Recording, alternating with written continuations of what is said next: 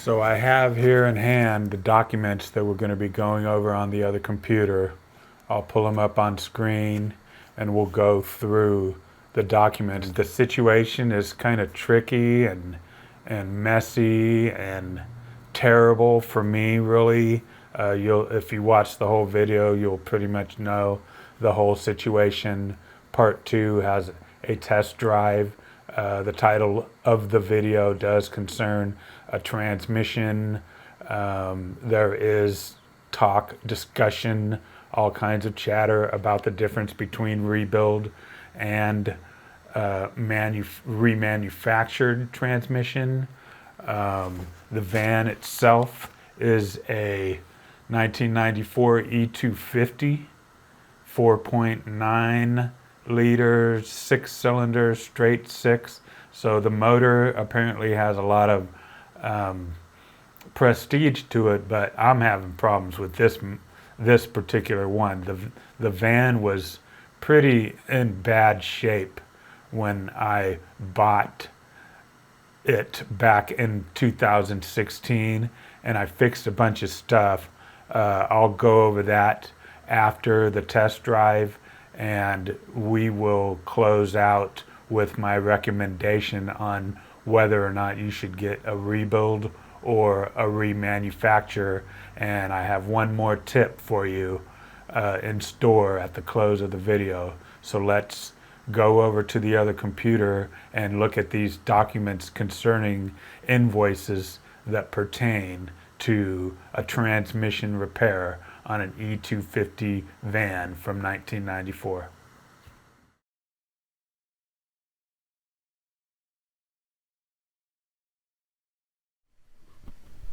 All right, here we are with the first invoice when all this started, way back in September of 2022, September 26th, 2022, when the nightmare began for me. This right here is the initial invoice that's kind of like I couldn't figure out what was going on with it, so I went in and asked for a proper diagnosis. And what they wrote down, seeming to state what I told them, and remember, this is the auto mechanic, not the transmission repair tech. This isn't the transmission shop, this is the auto mechanic. So 1994 Ford E250 4.9, and he typed in that I told him that the engine was revving high. Engine RPM is really high only when after driving for about 10 minutes and engine is warm. Please check and advise. So what's missing from this that should go right before the engine RPM is that after it got warm and the 10 minutes, then it would die. It would stall out at an intersection, you know, with lots of people behind me, and it's really embarrassing. And I have to restart it, and it goes straight into these really high RPMs. It's just like out of control. The first time it happened, it scared me terribly, and so I couldn't figure out what it was. And so what the tech found, apparently, after I brought it in for the diagnosis, is that the transmission was defective, and he recommends a transmission. And so this right here, right off the bat, is like that one right there. Well, that was $90 to learn that information. And I have a friend who is kind of dubious about a defective transmission causing high engine RPMs. I'm relying on people to tell me what's going on. So let's go to the next. Is there anything else? No. Authorized by David Scott, 26th of September. That was in the morning, and that was $90. And the very same moment, he gave me a bid for $2,456 to fix it that very moment. And this is what here we go, same date, it's the auto mechanic, and he's like, replace automatic transmission transaxle, $630 for the labor, used transmission assembly. So this is where they just find a used transmission that fits. No rebuild, no remanufacture, none of that. It's just a used tranny for $600. This is an indicator, I learned later, that he had found one. I didn't really know what it meant at the time when I got this estimate. So that's the auto mechanic. Great people, but I'm hearing through the pipeline and through just different conversations that this may have been a wrong diagnosis. Let's go to the next one. Here we are 2 years later. I'm working, I'm finally getting some money. I realize I don't have enough yet for $15,000 to get a new van. So I'm like, you know what, maybe I just will put a transmission into it. And here we are, it's 2024, same mechanic, same type of receipt here, the estimate type of paperwork. This time he can't find the used transmission. It's long gone, somebody already bought it. And so he's like, well, we'll just get a whole new, brand new remanufactured. This is a remanufactured transmission for $3,001.41, and they'll do $720 for the labor and parts. And he's, ready to charge me $4,112.55 to put a transmission into it. As you can see, he's ready to fix it. He thinks that the high RPMs are going to be fixed by putting an automatic transmission into the vehicle, onto the vehicle. So I think to myself, well, let me see if I can find a transmission specialist to do it for maybe the same price or cheaper. All right, so here we are with the next invoice. Here we have the date of the 22nd and the 12th, so that's the 2-week span. I picked it up on the 22nd, which was a Friday, the anniversary of the Kennedy assassination back in 1963. It says that I approved everything, which is correct. I did approve it, but keep in mind that I didn't even know how much the bill was at this point in time until I was actually in the shop. Let's go on to the next picture. Here we go with the invoice as to a description of what was done. So this is the transmission shop. This is a receipt of work that was done. We got a complaint that isn't quite correct. Then we have the diagnosis, performed complete external inspection of transmission, including evaluation of electronic controls, found no fault codes stored in the powertrain control module, noted the transmission fluid level is full and the fluid is discolored. Road tested vehicle and confirmed the transmission operation is normal at this time. Recommendation internal inspection of transmission per customer request.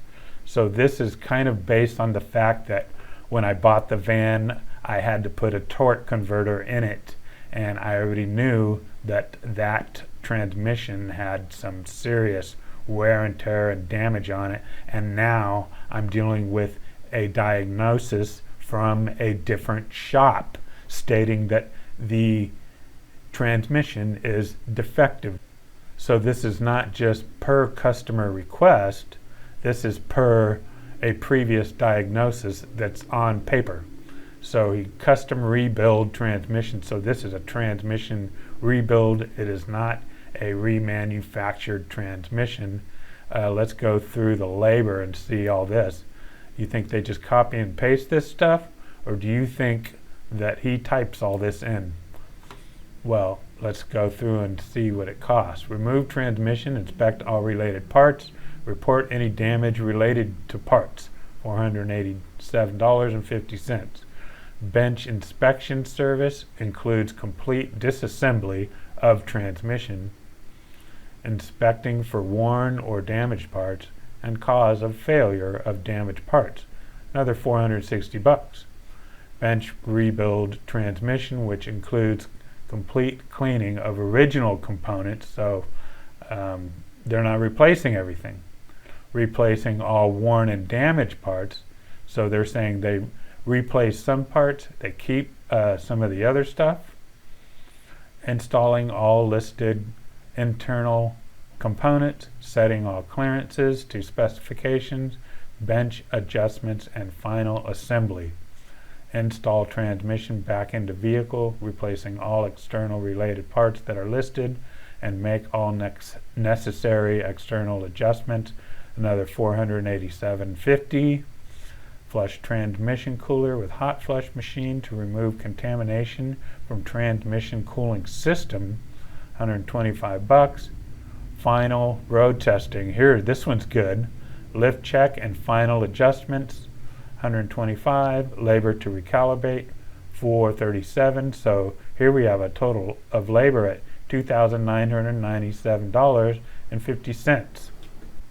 There were some problems going on the freeway, and they admittedly did not take it on the freeway. And also, they were, the tech came wandering out while I was talking to the dude, who, the salesman, I guess, whoever he is, TJ, and he had paranoia going on because apparently the check engine light came on while he was doing the test drive, and I thought he was talking about what I've been seeing for a long time was the airbag light. So the two were confused. He was talking about one, I was talking about the other, and I said, don't worry about it.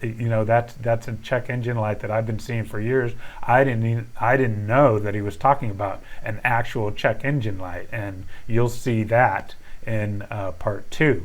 So this right here is going to pop up in part 2. He did not take it on the freeway. I wanted it tested on the freeway. This is not final road testing because they didn't take it on the freeway. They drove it around town. Here we have labor for almost $3,000. Then we have a list of parts if you guys want to look at this.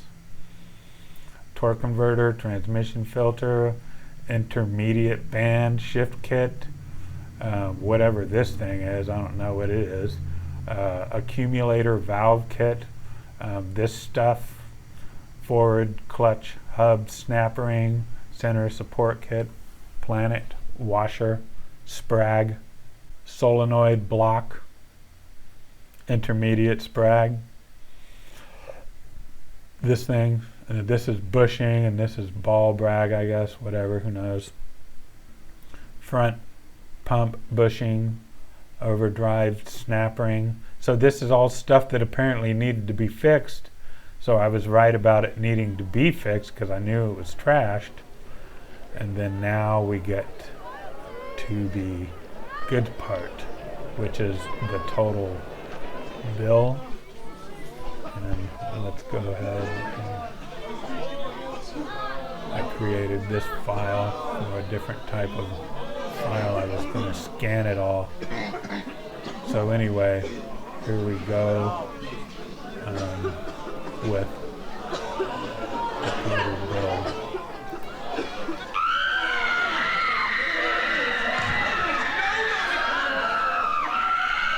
In order for me to retrieve the van, I had to pay $4,318.63. And look at that, I got a loyalty discount for $100, which is nonsense. Because I'm telling you, the guy was shifty. There's things that I would have to write down and just read verbatim because I need to spell it out, which I don't think it's really worth doing right now. But alls I know is that this is way too much money for the cost of that van, especially considering what's going to happen in part 2. And basically I'll let you guys watch that one for yourselves.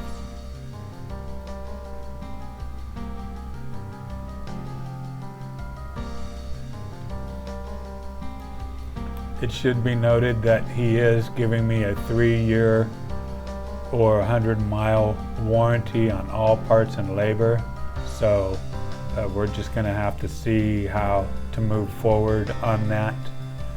But it's nice to know, but it's not really doing me much good considering that I need the vehicle to go back and forth to work, and I can't just keep poking around with this van. I'm speechless at this point, and I don't even really know what to say anymore. So I will just leave it at that and move on to part 2 of the video.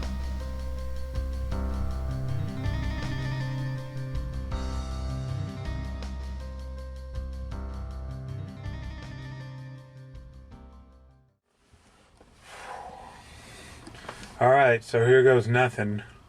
We are getting ready to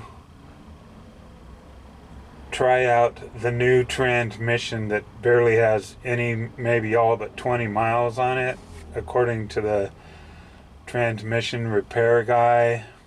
Underneath the hood that we're looking at right now, there is a rebuilt tranny. So this is the transmission that was in there, and they just modified it. They put all new parts on it, and that should have been covered in the video.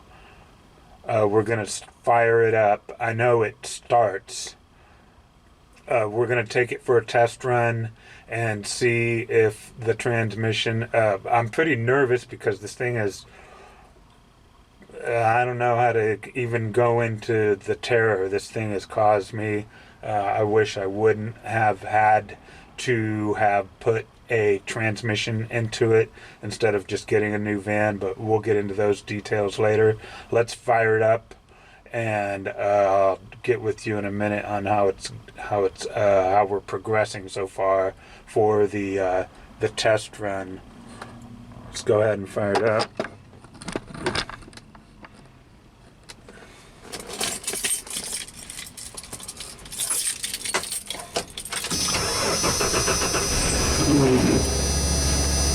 It was raining last night, which explains part of the reason why I had to get the transmission done, because we're not going to be riding bikes in the rain to get to work at my age. So it starts up, sounds pretty good. We're going to the car wash, then we're going to the bank, then we're going to Chevron. I'll switch over to the other camera. Well, so far so good. I will say that right after I started the vehicle, it died when I put it into reverse, which doesn't surprise me that much because I remember when I put a new torque converter into the transmission many years ago, it died when putting it in reverse, and then I started it up and it just kept going, and it kind of gives you the impression that the metal is new and getting used to being worked, which is a unique trait to these old vehicles. So it doesn't please me, but it's nice to know that it seems like it's not anything serious. We are preparing for a freeway drive. So that's really what I want to get under the belt, and that makes me nervous. I've got the tow company already imprinted into my cell phone, so far so good. The transmission seems to be working, even though it kind of feels like the other transmission ran better. Maybe it's just because it was so worn in, or so to speak. I guess that's it, just worn in and well used, so everything shifted fine. But everything's shifting fine on this one too. My big problem with all this is the fact that, well, this thing, when it started acting up on me, would always act up right when I would be at the intersection.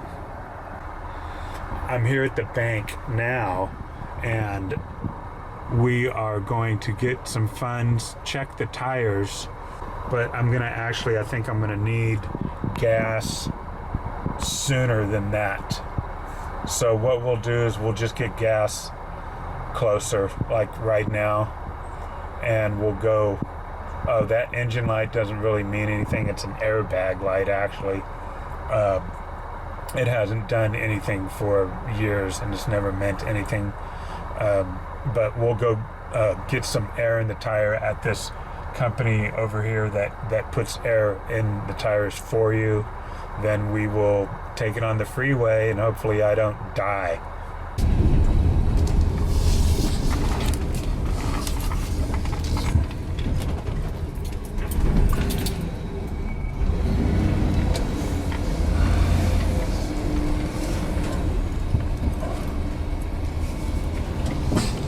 Here we got air check.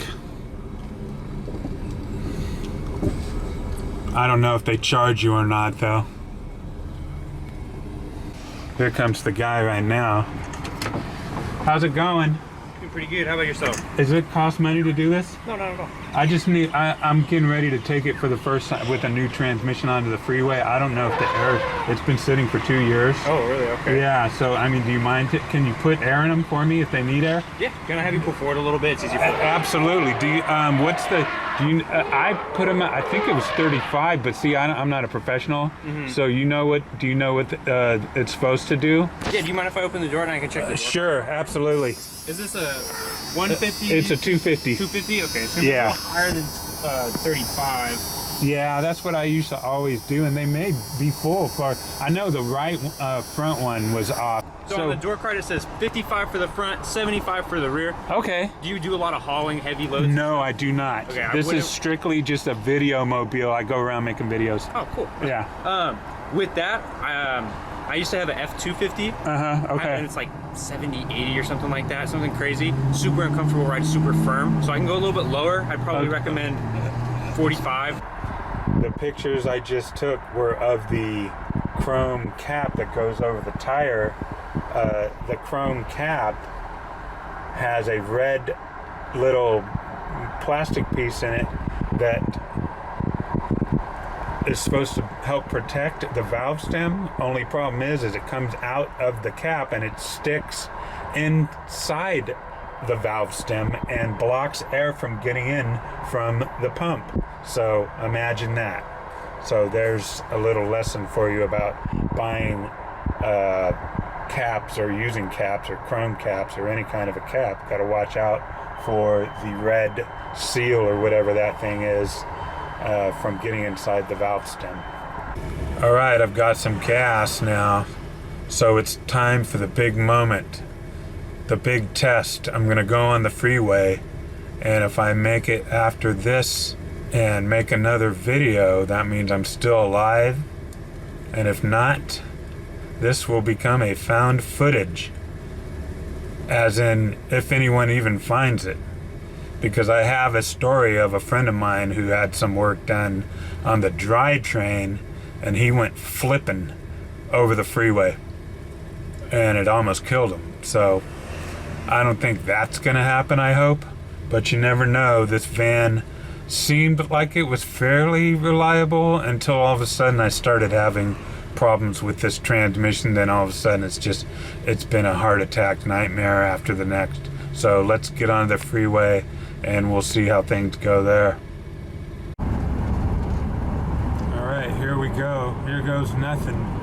We're going on the freeway for the first time with a brand new transmission after I stopped the vehicle because the light just turned red.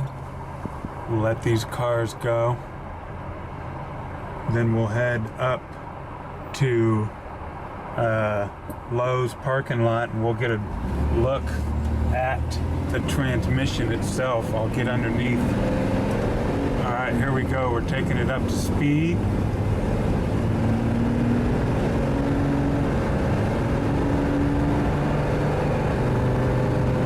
It doesn't sound good. It doesn't sound like it doesn't shift.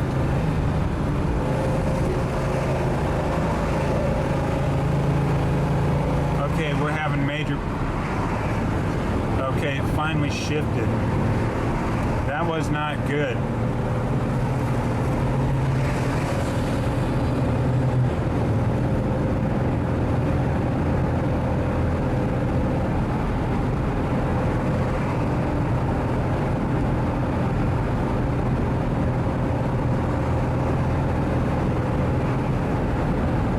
I can't tell if this thing is supposed to be running like this or not.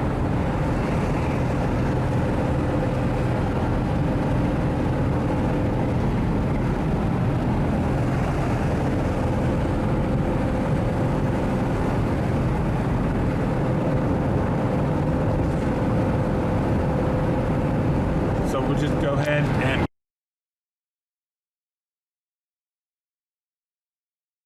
okay, here I am at a Safeway parking lot. There's a residential section over there. That was terrifying, and I should be angrier than I am. I am pretty angry, but I can't allow myself to get all bent out of shape as I should be for the amount of money that we already know. I probably already shown that part of it, or maybe I'll do this in reverse. I don't know how I'm going to edit this video. Well, that was terrorizing. So the van did not work at freeway speeds, and that is incredibly disappointing considering that I paid that much money to have it fixed. So the van is obviously satanic, or the mechanic doesn't know what he's doing, or something else is going on, or I don't know, but the van itself is not worth putting another penny into. Now the curiosity here is that, for one, you can see why it is that I'm having the difficulties that I'm having, because it is pouring rain. And so what I'm experiencing is that I can make the van work at the first and second speeds in order to get back and forth to work, which is about a 2-mile trip. So in that regard, I am incredibly lucky. But for that kind of money, you would expect this thing to fly. So I don't know what to do. Obviously, I am going to just get a new van. But that, I had thought in regard to the diagnosis that I got from a mechanic that I've already showed on this video, that fixing the transmission would have allowed this van to go anywhere in the country, a brand new transmission. And so it's satanic. I don't know any other word for it. If anyone knows what's going on with the revving and the whatever it is that seems to be going on with this van, please feel free to leave a comment and I will take it into consideration. You can see the rain is pouring down. There's no way. This is the first time it rained on my bicycle commute since I started back in May. This is the first time it rained, which means I was lucky enough to have done all this work, this completely, useless work to the transmission, because it was running before I took it in. I was told it needed a new transmission. So at any rate, if I was just going to drive it at 10 miles an hour to get to work, I could have done that without spending that kind of money. So I'm not very, very happy. And on that note, I mean, that's an incredibly large amount of money. I feel pretty much like an idiot, and I'm certainly happy to have anyone, if anyone is like in agreement with that, I'm totally cool with it. Troll me, whatever. But I'm just ultimately, I'm burned because of who I bought the van from, and I'm burned with the whole situation of how I ended up having to buy the van, and I got burned trying to fix the van. And the Ford E250 1994 Ford vans in general, I will never buy one again. I'm gonna go. I've driven Chevys all my life. I had a Chevy truck, and then I had a Chevy van. I didn't have any problems with those things at all. They ran great too, I remember. And that Chevy van that I had, it had 180,000, 190, 200,000 miles on it. The only problem with that one was, that was back in the old days, was that it had someone had hit it, and it had gnarly body work that needed to be done to it, and I just ended up donating it. So, at any rate, Ford is not me. Me and Ford do not gel. This van is just a serious source of heartbreak and pain and depression for me, and I cannot. I don't know. Oh, the only thing I can do now is readjust all my plans to just get a new van, which is going to take some time, but we'll do the whole shopping run on camera, and I will vlog or video or van life the whole thing, and you guys will be along for the journey. So I look forward to seeing you then. Well, there she is. The van that would be, but never will be. As you can see, I was anticipating some kind of van life out of this old beast, but it's just not gonna happen. It's giving me too many problems. It's too old, it's been beat up, it was mutilated when I got it, and I just didn't know enough about the business, the business of dealing with old vans and car buying in general, and I really got burned out of a lot of money learning the lessons that I needed to learn. You can see I've got, this is a cabinet that I had built that I was gonna I got the bathroom set up there. Then I got this right here goes to the front, so you can see I've got the access going in between the front and the back, so that I didn't have to keep going in and out of the front door to get into the cab area, but it's useless now. Okay, so here's a frame that I fit perfectly into the back area of the van for sleeping, and it works great. I've already used it. Here's what that looks like. There's my squeegee. That squeegee works outstanding. And then I even took my carpentry skills, which I have tons of carpentry skills, and I created a little area for my jack stand, or two-ton jack. And the only thing that's funny about that is I can't get to the tire, but we'll worry about that on the next van. But at any rate, that's a great spot for it. It's right out of the way. And then I've got all this for storage space that I was gonna, somehow I was gonna keep working on it. This area right here was all dented in from the guys who had owned it, so I covered it with this wood, and then I trimmed it out with a piece of flat bar and some hardwood, whichever kind of hardwood that is. I'm not sure which one it is, but yeah, maybe I'll pull this stuff out when I get the Chevy and refit it, because I'm not going to leave it in this van unless someone wants to buy it like this. It sure is depressing, primarily because of the price of that transmission. You know, I haven't accessed the warranty on it, but you have to miss work, and missing work means losing more money on top of whatever other nonsense. This van works in first and second gear, and I used it for commuting this morning, as you guys saw. Here's some media. If anybody wants to email me, you can email me at that address right there. That's my channel. I'm gonna go ahead and start posting videos again, reignite the channel. I'll probably make some videos on the guitar.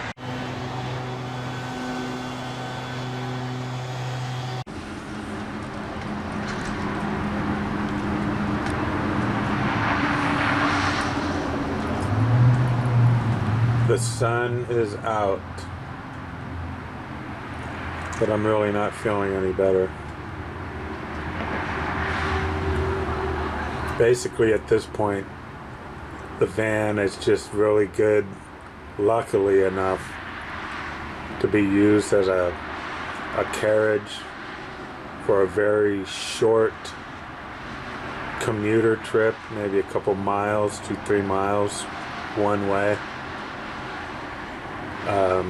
It can't go over 40, I don't think. I don't want to try it again.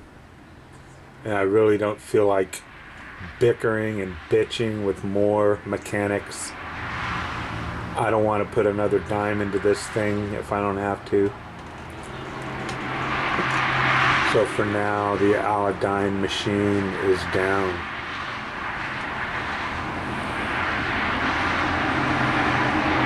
Let's see what the transmission looks like itself.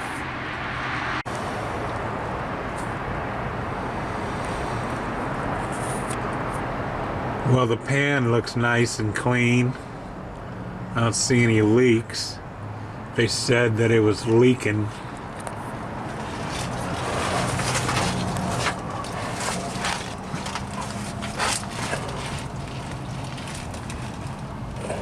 What do you guys think?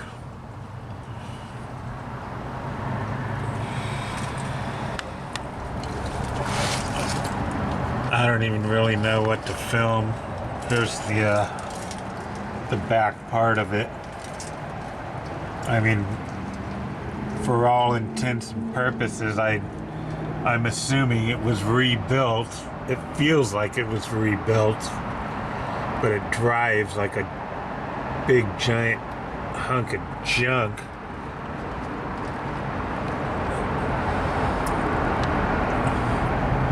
I should have put a manufacturer. Actually, what I'm gonna do is end the video with a word of advice about rebuild transmissions versus remanufactured transmissions, old vans, and diagnoses that come from mechanics and using different mechanics. And I'll tell you what I think about that. But as far as vans goes, well, this will be a good channel to follow for when I go to shopping for vans. You guys can watch me. You guys can watch me go through that process. Hopefully I don't get burned again. Of course, I plan on spending a lot of money, and I'll be videotaping the entire thing. But that's a ways off, because I'm not going to spend a little money. I'm going to spend a little more and make sure I get something decent, because I don't even know how much longer I have to live with hypertension.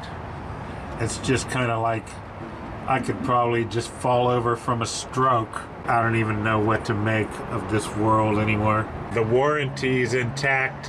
When I get the new van, I will take this one in and just let them poke around with it. But there you go. There's the underside of a transmission that's been rebuilt.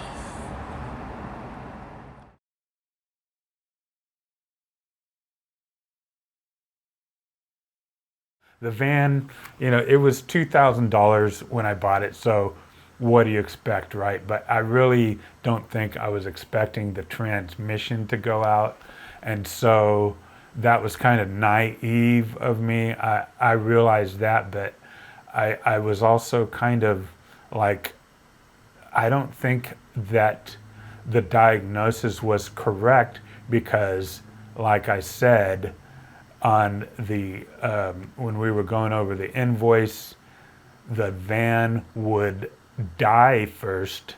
Then when you start it back up, it would start revving really high, and you could drive it all the way home on this really high revving, and it would start burning up. And that's kind of what it does now with the new transmission if I go too fast. But if I just drive slow, it doesn't die anymore. But I can't really drive it more than 40 miles an hour. I try not. But all I really need is just a 3.5 mile one way, and then 3.5 miles back every day for a few months until I have enough just to get a new van.